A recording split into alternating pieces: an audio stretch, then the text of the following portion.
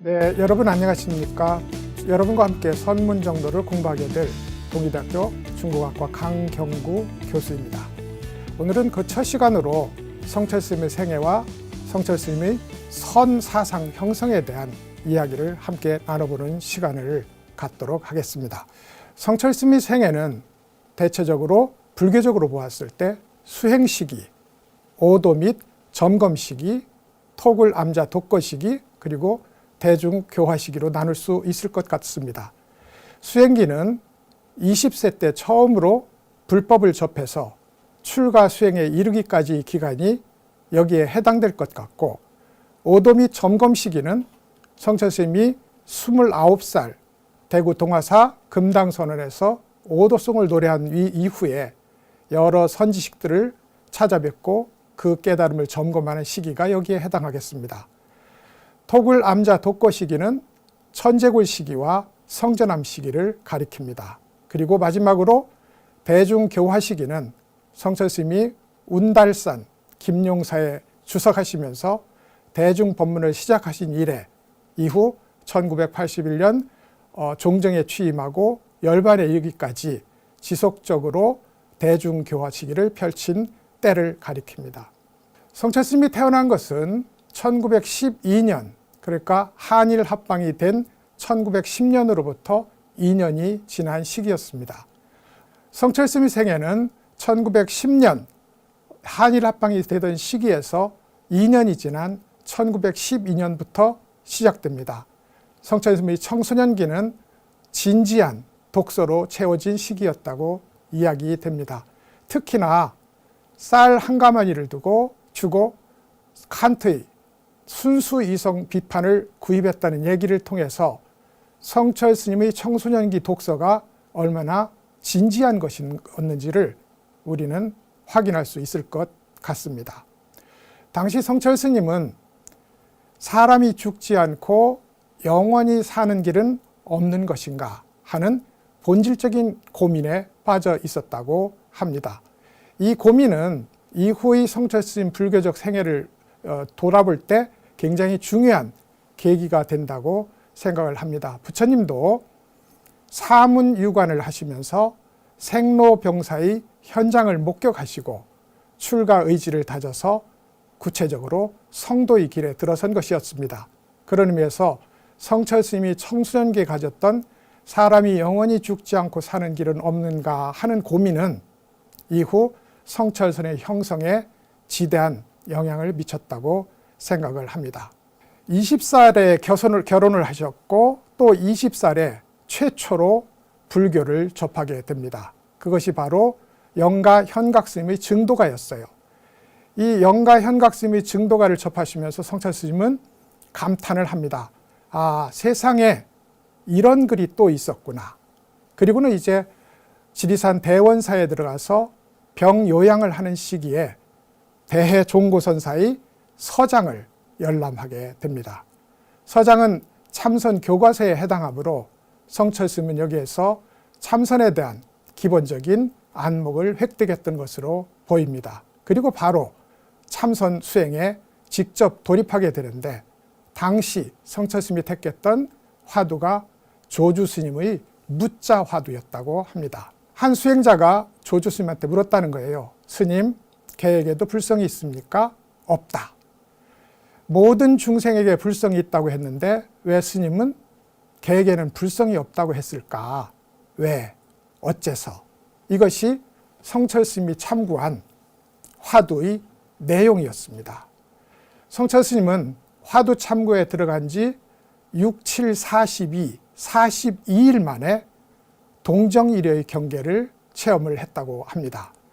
이 동정일의 경계는 움직이거나 가만히 앉아서 참선하거나 간에 화두가 어디로 사라지지 아니하고 한결같이 유지되는 상태를 가리킨다는 거예요.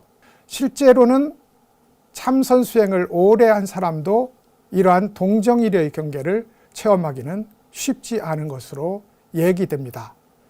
성철 스님은 이후에 자신의 절친인 향곡 스님에게 6, 7, 42, 42일 만에 동정일혈을 성취했다는 사실을 두고 신나서 자랑 삼아 이야기를 하곤 했다는 얘기가 전해집니다. 그런데 지리산 대원사 측에서는 난감하기 짝이 없는 일이었습니다. 스님도 아니고 속인이 탑전을 차지하고 앉아서 고승과 같은 참선을 하고 있다. 이것을 어떻게 박수를 칠 수도 없고 그렇다고 쫓아낼 수도 없는 상황에 있었습니다. 그래서 대원사 측에서는 당시의 본사였던 해인사에 연락을 넣습니다. 여기 이상한 청년이 참선을 하고 있는데 어떻게 했으면 좋을지 모르겠습니다. 와서 살펴봐 주십시오. 연락을 받은 해인사에서는 최범술 스님이 성철 스님을 방문을 합니다. 그리고는 그 공부가 진지한 것임을 보고 해인사에는 뛰어난 안목을 가진 여러 고승들이 많이 있으니 그곳에 가서 본격적인 공부를 해보는 게 어떻겠느냐, 이런 이제 제안을 하게 됩니다. 이에 성철 스님은 최범술 스님의 안내를 받아서 해인사로 떠나게 됩니다. 해인사에는 당시 동산 스님이 주석하고 계셨어요. 동산 스님은 성철 스님의 그릇을 알아보고 스님들이 참선을 하고 있었던 퇴설당에 함께 참선을 하도록 허락을 해줍니다. 그리고는 적극적으로 성철 스님의 출가를 권유하면서 이런 말씀을 했다고 합니다. 여기에 길이 있다. 이 길은 아무도 그 비결을 말해주지 않는 길이다. 그대 스스로 그 문을 열고 들어가기 전까지는. 그렇지만 그 길에는 문이 없다. 그리고 마침내 길조차 없다. 그야말로 참선을 하는 사람이 걸어가야 될 길에 대해서 모든 것을 말해주는 이 말씀에 성철 스님이 마음이 움직였다고 합니다. 그래서 25살 되던 해에 출가의 마음을 굳히고 동산 스님을 스승으로 참선 수행을 하기 위한 출가 수행을 하게 됩니다. 원래는 동산 스님에게 맞상자가 있었는데 이 맞상자가 유성갑이라는 분이에요. 본명은 성안이었고 좋은 공부꾼이었는데 제헌의회의 의원으로 당선되면서 환속을 하게 됩니다. 그래서 성철 스님이 동산 스님의 맞상자가 됩니다. 성철 스님은 출가 이후에 통도사, 범어사, 그리고 금강산 마하연 등지에서 치열한 수행을 계속해 나갑니다. 당시 유명한 이야기로 범어사 내원암에 주석하시던 용성 스님을 시봉한 이야기를 들 수 있겠습니다. 용성 스님은 동산 스님의 스승이시니까 성철 스님에게는 할아버지 스승이 됩니다. 그런데 용산 스님은 성철 스님에게 늘 성철 스님, 성철 스님이라고 존경을 붙여서 호칭을 했다는 거예요. 일반적으로 사람들을 호칭할 때는 당시 풍습에 따라서 선생, 선생이라는 용어를 썼는데 유독 손상자인 성철 스님에게만은 선생 대신에 스님이라는 용어를 썼다는 거죠. 그래서 그 이유를 물어보니 어쩐지 성철 스님은 스님으로서의 본분을 다하고 있는 것 같아서 스님이라고 꼭 불러야 할 것 같다라고 대답을 했다는 겁니다. 용성 스님은 성철 스님을 특별히 아껴서 서울로 갈 때에도 시봉으로 데려가고자 마음을 먹었었다고 합니다. 그렇지만 성철 스님은 오직 참선만이 유일한 관심사였으므로 용성 스님을 부산역까지 배웅해 드리고는 바로 그 길로 주랭랑을 쳐버렸다는 일화가 지금까지 전하고 있습니다. 성철 스님에게 있어서 출가 수행을 하게 된 유일한 목적은 참선 수행을 통해서 영원히 죽지 않는 길을 모색해보는 그런 목적을 가지고 있었다고 이야기를 할 수 있습니다. 그것은 성철 스님이 출가 당시에 지었던 출가시를 통해서도 확인됩니다. 시는 한문으로 되어 있는데 한글로 그 뜻을 대략 살펴보면 이렇습니다. 하늘을 가득 채우는 위대한 업적도 붉은 용광로에 떨어지는 한 점의 눈송이요. 바다를 뛰어넘는 웅대한 기업도 뜨거운 햇살 아래 이슬과 같다. 어떤 누가 있어서 잠깐 동안의 꿈을 위해서 기꺼이 죽겠는가? 초연이 홀로 만고의 진리를 향해 걸어가리라 하는 것이 성철 스님의 출가시였어요. 이 마지막 구절, 초연이 홀로 만고의 진리를 향해 걸어가리라 하는 이 자기 다짐은 아마도 성철 스님이 출가를 한 이후 열반에 이르기까지 한 번도 내려놔 본 적이 없는 자기 맹서였다고 생각이 듭니다. 이제 여기까지가 성철 스님의 수행기였다면 다음으로 깨달음의 성취와 깨달음을 점검하는 시기가 있게 되겠습니다. 성철 스님이 깨달음을 성취한 것은 성철 스님 29살 되던 해, 그러니까 1940년 동화사 금당선언에서였다고 합니다. 혹 일설에는 운부함에서 일어난 일이었다는 설도 있습니다. 말씀드린 것처럼 출가한 지 4년 되던 해였고, 성철 스님식 언어를 빌리자면 오매일여의 선정을 이어간 끝에 칠통 같은 어둠을 깨트리고 견성했다라고 표현할 수 있을 것 같아요. 오매일여의 견성은 설명을 좀 필요로 합니다. 성철 스님이 대원사에서 속인의 신분으로 참선을 할 때 동정일여의 선정을 체험했다는 이야기를 말씀드린 바가 있습니다. 동정일여는 움직이거나 가만히 앉아있거나 간에 화두가 흩어지지 않는 그런 상태를 가리키는 말이었어요. 성철 스님은 출가 이후에 수행을 이어간 끝에 꿈을 꾸면서도 화두가 흩어지지 않는 그러한 선정을 체험합니다. 이것을 성철 스님은 몽중일여라고 불렀어요. 그리고 다시 공부를 더 이어간 끝에 드디어 꿈조차 없는 숙면 중에도 선정이 끊어지지 않는 경계를 체험을 합니다. 이것을 성철 스님은 숙면일여라고 불렀습니다. 혹은 오매일여라고도 불렀어요. 근데 이 오매일여는 우리의 심층 무의식인 아래아식 차원에서 일어나게 됩니다. 그리고 이 아래아식은 우리가 인지하기는 어렵지만 아주 미세한 분별이 일어나는, 말하자면 아직 장애가 남아있는 유심의 차원이에요. 그러니까 아무리 그 선정이 깊다 해도 결국은 이것을 뚫고 지나가야 진정한 실상을 마주대하는 견성이 일어날 수 있다. 이것이 성철 스님의 깨달음에 대한 기본적인 입장이었습니다. 그런 의미에서 오매일여의 선정을 계속적으로 이어간 끝에 그걸 뚫고 지나가는 일이 일어납니다. 이것을 성철 스님은 칠통 같은 어둠을 뚫었다, 이렇게 표현해요. 그러니까 오매일여의 무심이 밝은 지혜작용이 아직 일어나기 전이므로 칠통 같은 어둠이고, 그것을 뚫고 지나갔을 때 100개의 태양, 1000개의 태양이 함께 비치는 듯한 밝은 세계에 나와서 실상과 마주하게 되었다. 이것이 성철 스님이 마주한 견성의 풍경이었습니다. 이 시기에 성철 스님은 오도송을 노래합니다. 오도송은 본래 해석하는 법이 아니지만 성철 스님의 오도송은 비교적 불교의 교리로 쉽게 이해할 수 있는 내용으로 구성되어 있어서 역시나 제가 한글로 그 내용을 소개해 드릴 수 있을 것 같습니다. 성철 스님이 생각하는 오도송의 풍경입니다. 황하의 물은 서쪽으로 흘러서 곤륜산의 정상으로 도달하고 해와 다른 빛을 잃고 대지는 꺼져버렸다.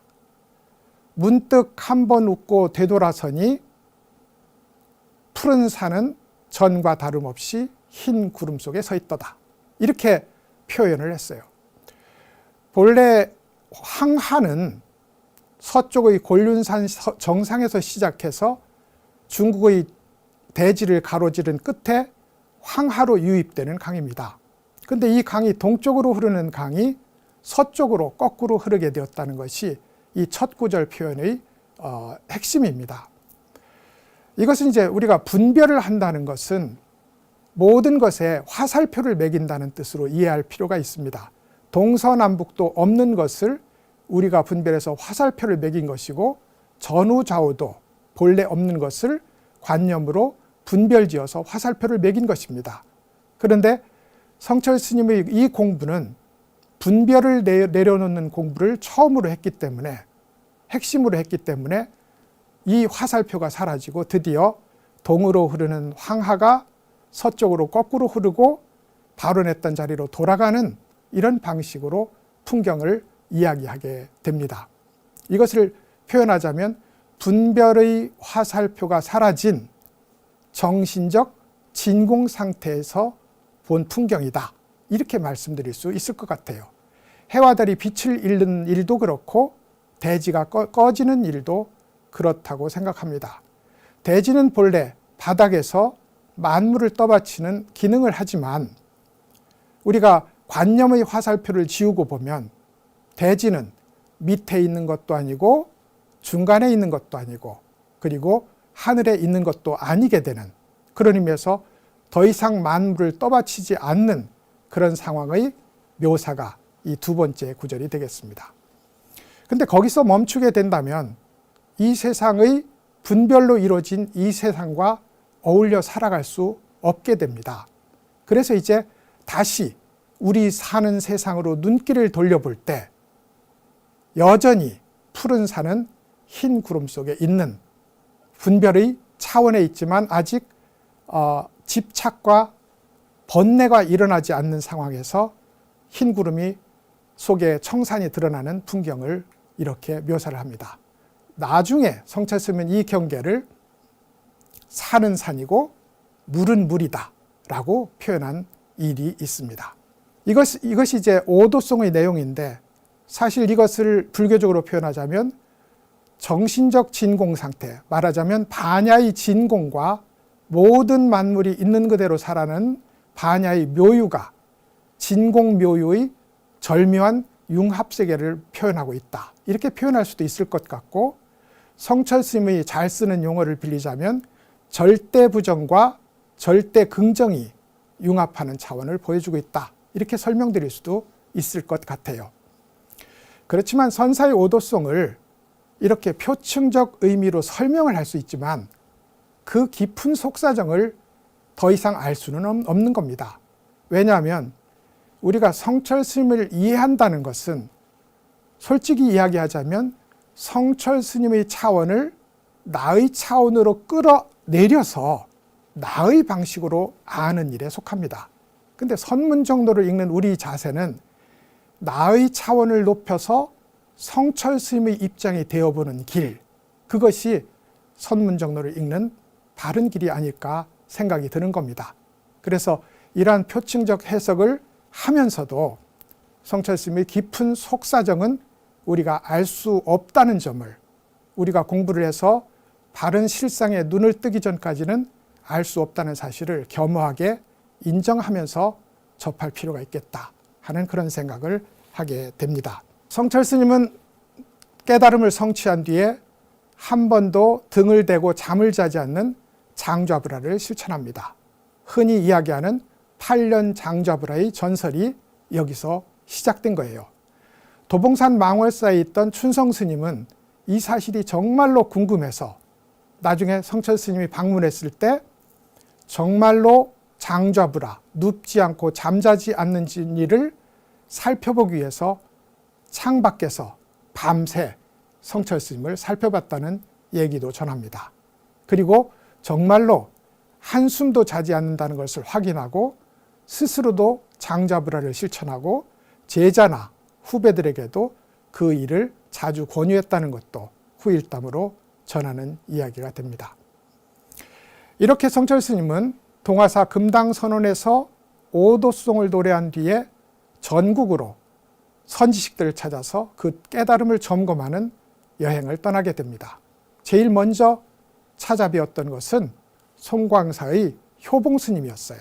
아마도 성철 스님과 효봉 스님 사이에는 속 깊은 깨달음에 대한 이야기가 오갔을 것으로 짐작이 되고, 성철 스님은 특히 이 시기에 송광사에서 여름 한철을 보내면서 보조 스님의 어록을 전체적으로 열람하는 시간을 갖습니다.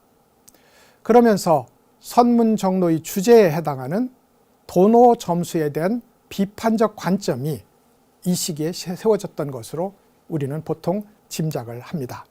이후에 성철 스님은 정해사의 만공 스님을 찾아가서 역시 만공 스님이 성취한 깨달음이 어떤 것인지 혹은 자신이 성취한 깨달음을 거기서 견주어 보는 그런 법의 담화를 나누게 됩니다.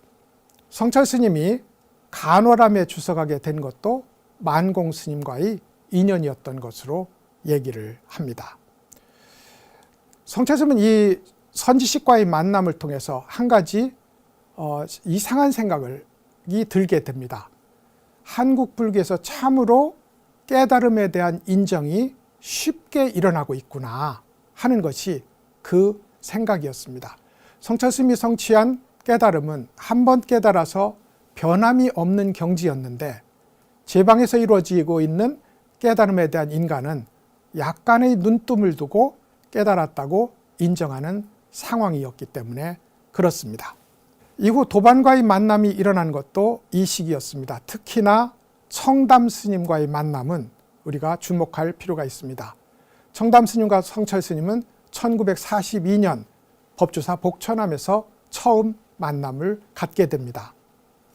두 사람은 이후에 성철 스님의 표현을 빌리자면 물도 새지 않는 절친한 도반 관계로 평생을 함께 하게 됩니다.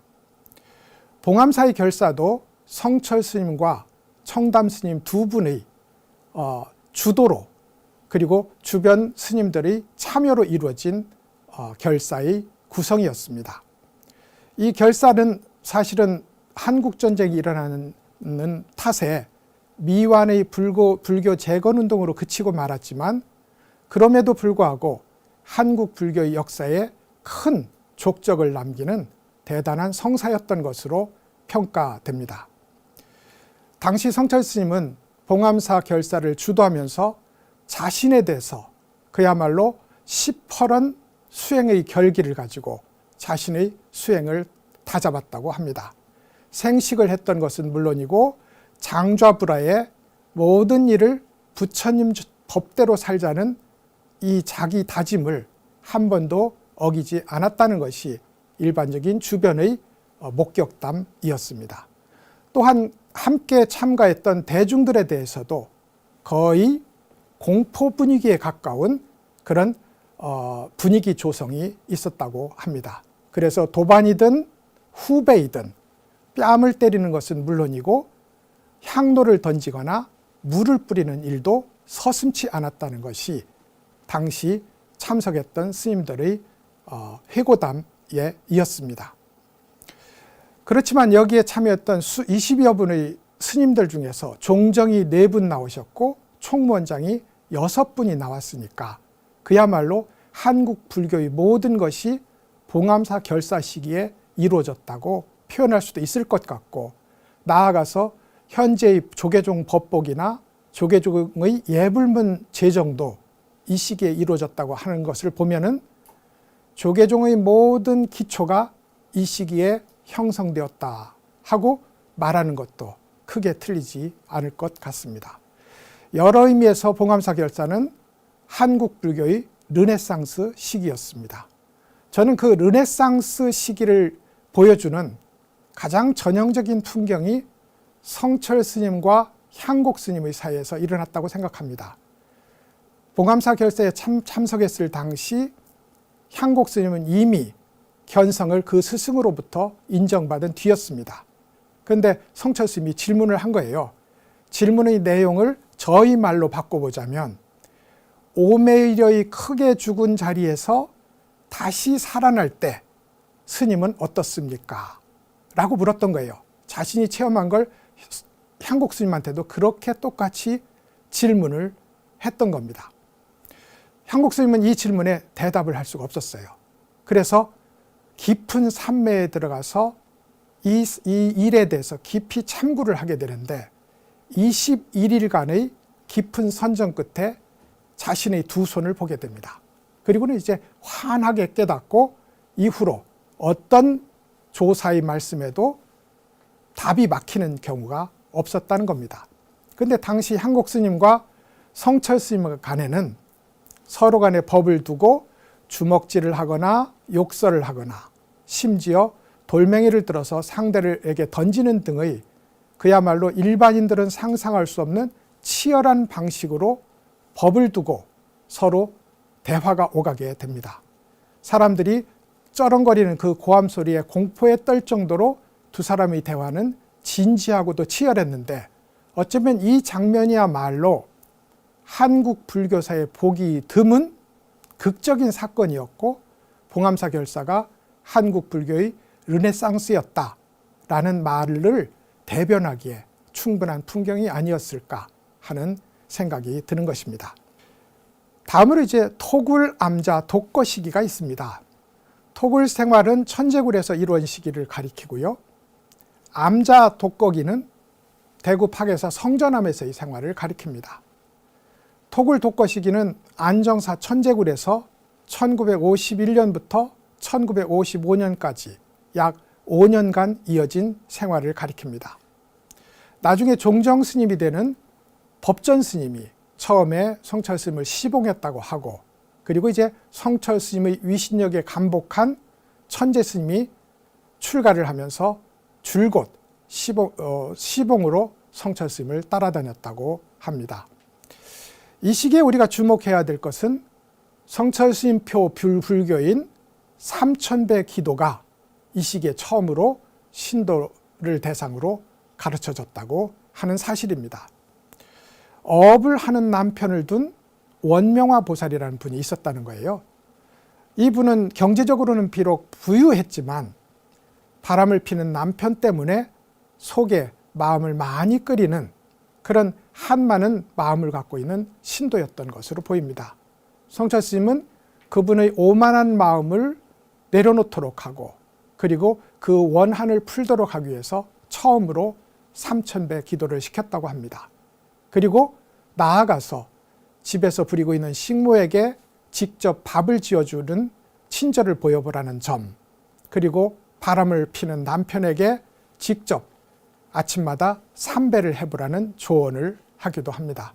원명화 보살은 성철 스님이 지시한 대로 그 일을 충실하게 실천해서 성철 스님이 가리키고 스스로 기대한 소기의 성과를 거뒀다는 이야기도 전하게 됩니다. 삼천배 기도, 그리고 나중에 1967년에 백년암에서 처음 시작되었다는 아비라 기도, 항상 선을 하거나 수행을 하는 사람들에게 송주를 권했던 능엄주를 합쳐서 이 세 가지 프로그램은 성철 스님표 불교를 실천하는 기초 프로그램에 해당합니다. 그런 의미에서 천재굴에서의 삼천배 처음 기도는 아주 중요한 의미를 갖는다고 생각을 합니다. 암자 독거 시기는 성전암 시기를 가리킵니다. 성철 스님은 1955년부터 약 10년간에 걸쳐서 파괴사 성전암에서 혼자 독거하는 시기를 거치게 됩니다. 이때 안팎으로의 출입을 막기 위해서 전체 사찰의 주변에 철조망을 두르고 어떤 누구도 출입을 금했다는 사실은 굉장히 유명한 이야기로 전하고 있습니다. 이것이 10년이므로 흔히 말하기를 10년 동구불출이라는 말로 표현을 하기도 합니다. 당시는 조계종의 종단정화 운동이 한창이던 때였어요.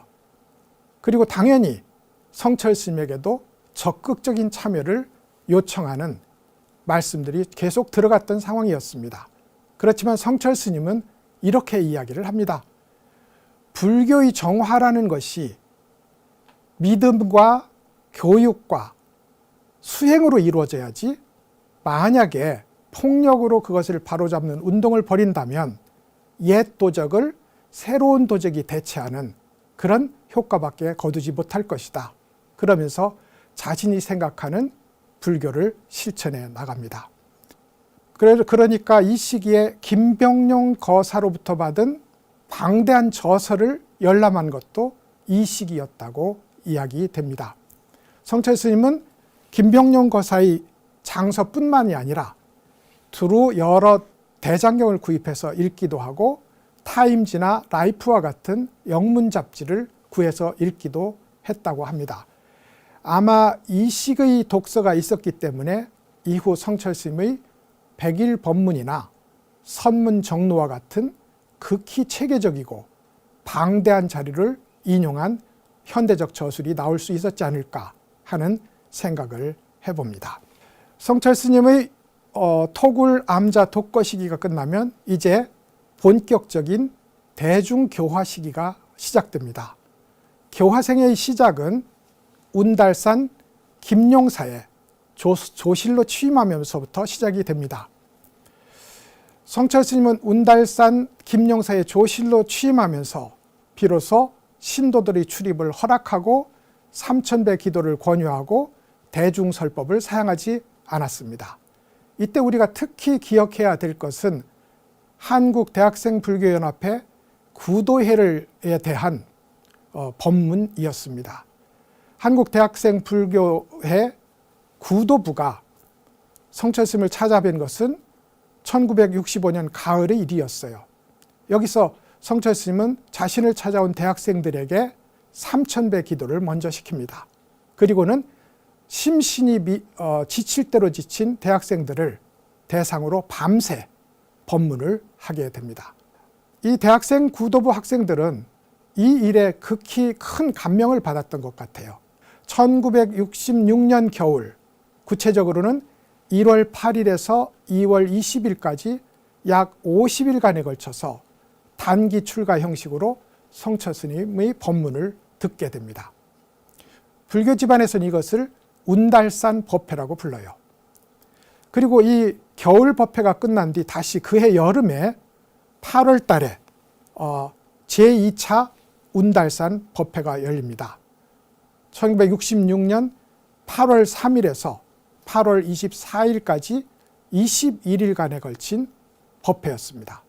저는 이것을 겨울에 일어났던 50일간의 법회를 1차 운달산 법회, 여름에 열렸던 21일간의 법회를 2차 운달산 법회로 부르고 싶습니다.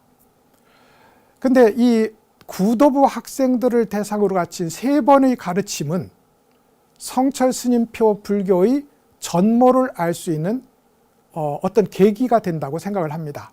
처음으로 삼천배를 시켰고요. 그 다음에 이론적 학습을 위주로 하는 겨울 50일간의 1차 법회가 있었습니다.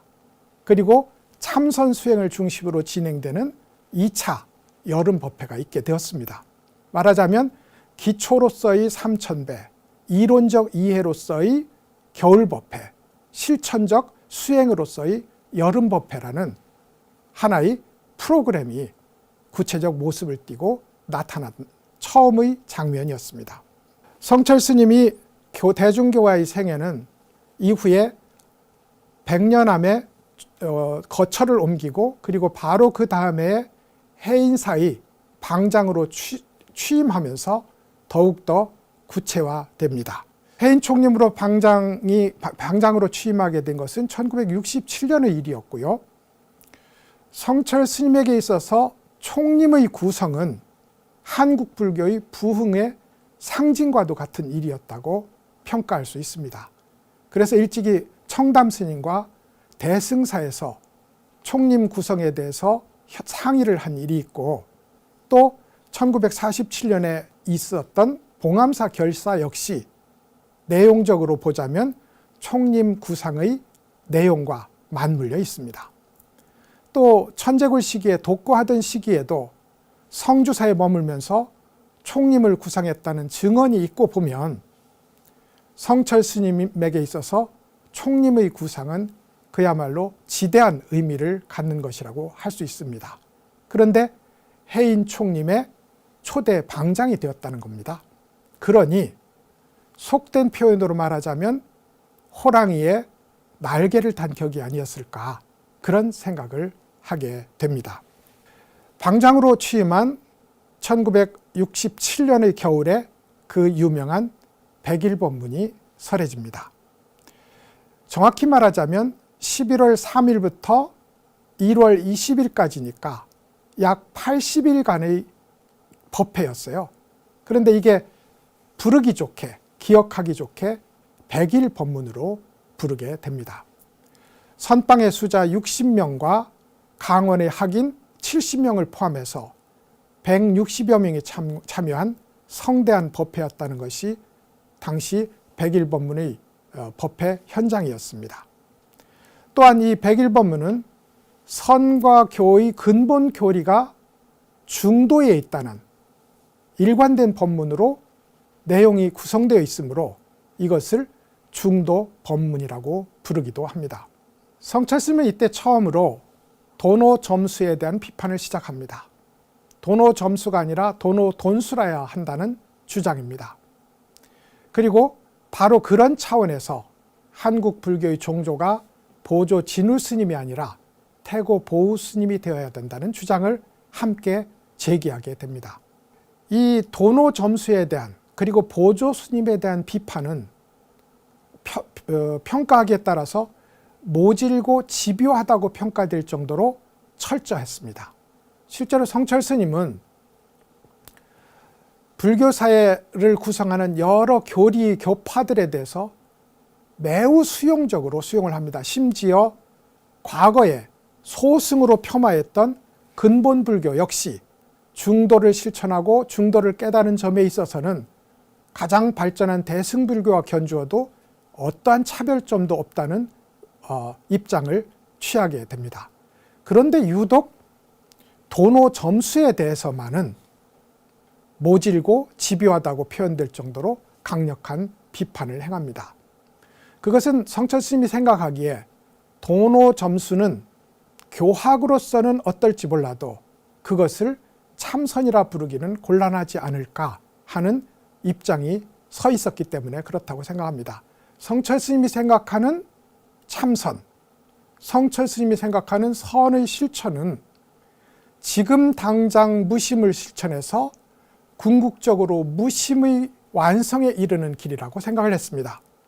근데 도노 점수는 이해적 차원의 암과 이해를 바탕으로 눈뜨게 된 사실을 중시하는 그런 한 지점을 지정합니다. 그것을 해오라고 부르는데 성철 스님은 해오에 바탕한 이 깨달음의 여정이 교학이지 선문이 아니라고 보았던 것으로 보입니다. 어쨌든 이렇게 이루어진 당시 백일법문은 릴테이프로 녹음되어 있던 것을 상자스님인 원택스님 등이 채록하고 정리를 해서 출간을 하게 됩니다.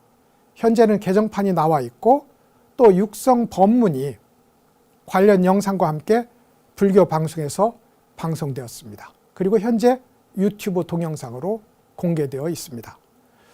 그래서 저는 생각하기에 백일법문과 유튜브 동영상은 내용적으로나 형식에 있어서 한국 불교의 기념비적인 걸작이 아닐까 이렇게 생각을 합니다. 1981년에 성철 스님은 대한불교 조계종 종정에 취임합니다. 그러면서 그해 바로 선문정로를 내놓게 됩니다.